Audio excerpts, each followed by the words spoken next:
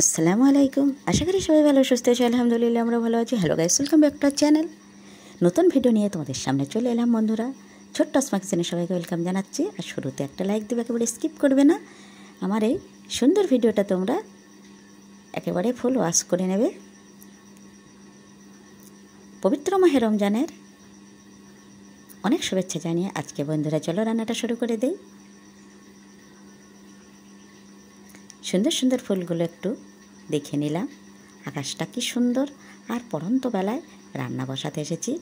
হেব্বি সুন্দর ওয়েদার, আর আমাদের সারাদিন না খেয়ে এই রোজা রাখাটা একেবারেই কষ্ট হচ্ছে না, ভীষণই ভালো লাগছে। আর রহমতের 10 দিন আমাদের পার হয়ে গেল, আর এই 10 দিন চলছে কিন্তু বরকতের। সেজন্য আমরা বেশি বেশি করে যা কিছু খাওয়া দাওয়া করব একেবারেই কিন্তু ভীষণই ভালো লাগবে। তাহলে চলো, উনুন ধরিয়ে দিয়েছি। এখানে আমি কয়েক পিস মাছ ভাজা করে নিচ্ছি। মাছগুলো একেবারে কড়া করে ভাজবো, আর আজকে বেগুন দিয়ে বড়ি দিয়ে বড় সাইজের সেই রুই মাছ দিয়ে রান্না বানাবো।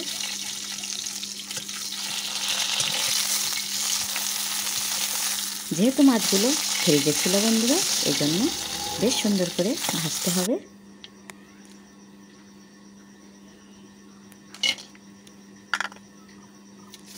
মাছগুলো ভাজার পরে আমি কুমড়ো বড়িগুলো ভেজে নিচ্ছি।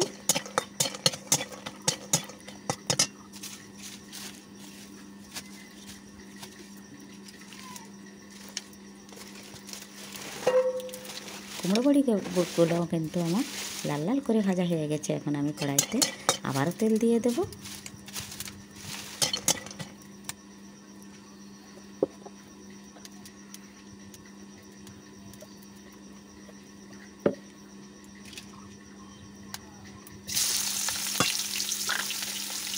কড়াইতে তেল দিয়ে দিলাম ফোড়নে পেঁয়াজ কুচি।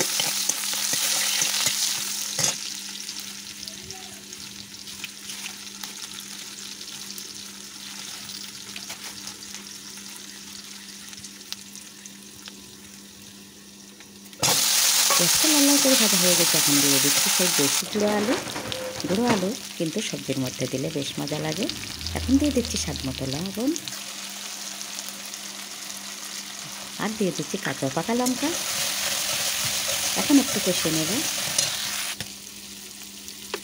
পরন্ত বিকালে কিন্তু রান্না করতে ভীষণ ভালো লাগে, যেহেতু মাটির উনানে রান্না, আর কাঠ পাতাগুলো কিন্তু একেবারে শুকিয়ে খড়খড়া থাকে।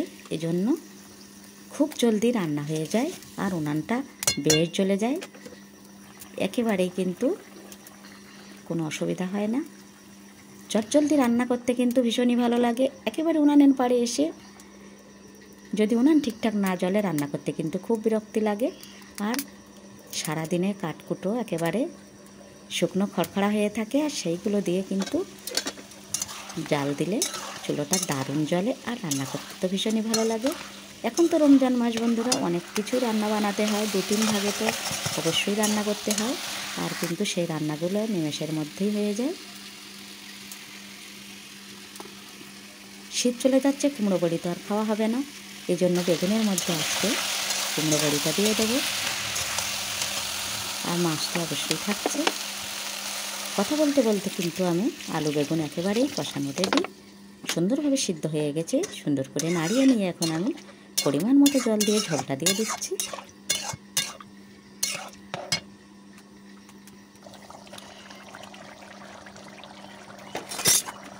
ঝোলটা টকবগিয়ে ফুটে গেছে। এখন আমি মাছের পিসগুলো দিয়ে দেবো, সাথে বড়িগুলো।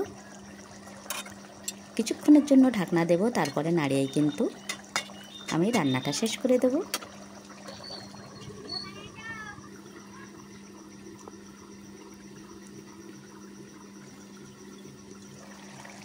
ঢাকনাটা খুলে দেখে নিচ্ছি, রান্না কিন্তু আমার একেবারেই রেডি। রুই মাছ দিয়ে আলু বেগুন ও কুমড়ো বড়ি।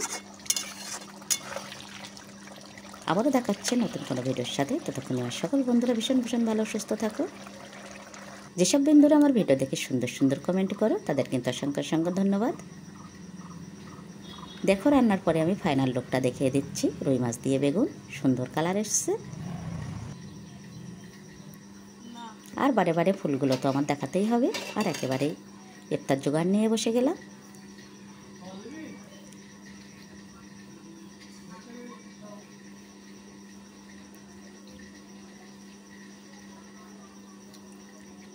তাহলে বন্ধুরা এখন ইফতারের জন্য আমরা বসে যাচ্ছি। আল্লাহ হাফেজ।